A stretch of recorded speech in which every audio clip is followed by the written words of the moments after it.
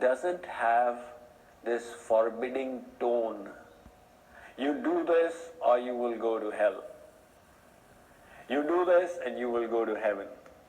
The Hindu religion just makes you aware of the consequences of actions. So it doesn't forbid you from meat eating, but it tells you the consequences of what you eat. The Bhagavad Gita talks about three kinds of foods. There are foods in the mode of goodness, foods in the mode of passion, and foods in the mode of ignorance. Foods in the mode of goodness are those, the natural stuff that God has created for humans, the vegetables, the fruits, the milk of the cow, the grains. When you eat these, your body becomes healthy, your mind becomes calm and peaceful, and your inner being becomes conducive to enlightenment. So you experience peace, contentment, and satisfaction through the mode of goodness. And then these same foods, when they are cooked with the idea of gratifying the palate, in other words, too much of chilies, too much of salt, too much of sugar, too hot, too cold, extreme. Now the intention has changed. I wish to enjoy my food. It comes into the mode of passion. When you eat foods in the mode of passion, this inflames the material desires. It sends the mind into a spin. I want this, I need this, I have to do that. So the person becomes agitated. And then the Bhagavad Gita says there are foods in the mode of ignorance.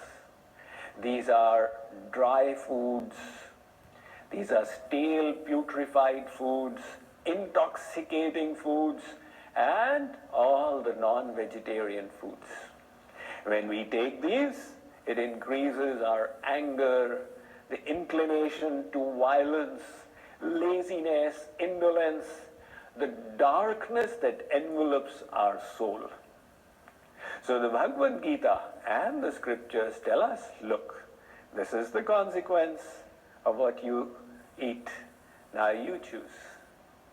But remember, whatever you choose, ahar shuddha sattva shuddhi, whatever you eat will have a consequence upon the mind and the body. That's the proper way of doing it, isn't it? Now, interestingly, many people are unaware, but the early Christians were vegetarians. The history of Christianity informs us that the early Christians were vegetarians. When Christianity first spread into the Roman Empire, if a Christian was caught, they would take meat and push it down their throat just to annoy them. However, when it got adopted as the official religion of the Roman Empire, at that time, meat eating became allowed by the law. Yet, noble thinkers, even in the Western world, have naturally gravitated to vegetarianism. The age of Enlightenment philosophers in America, Ralph Waldo Emerson, Henry David Thoreau, they were vegetarians. Benjamin Franklin was a vegetarian. George Bernard Shaw, Bertrand Russell, Leonardo da Vinci, whose IQ was estimated at 230, one of the highest ever. They were all vegetarians. The early Buddhists, the primary teaching of the Buddha was vegetarianism. Right? Now, you don't find too many Buddhists following it. But that is the pure teachings of their scriptures. So Hinduism is not the only scripture or only religious tradition that talks about vegetarianism. It has been practiced around the world.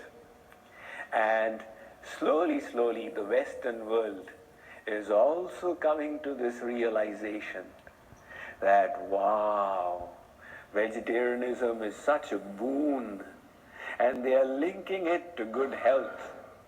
It's a medical fact that meat eaters have a 200% chance of catching cancer compared to non-meat eaters. And why is that? Meat putrefies so rapidly. So it needs to be expelled quickly. That is why the carnivorous animals have very small intestines. It comes in and quickly it goes out. The human intestines are 10 times the body length. When meat remains in the system for so long, it causes disease. This human body was made herbivorous. It was not made carnivorous. If you see our teeth structure, we got molars all the way for grinding. The carnivores, they've got incision teeth, for cutting the flesh. They don't have molars. And humans have got molars all the way. The carnivores only do linear motion of their jaws. And the herbivores, they can do bidirectional and grind their food. So if you see biologically as well, we humans were made to be herbivores.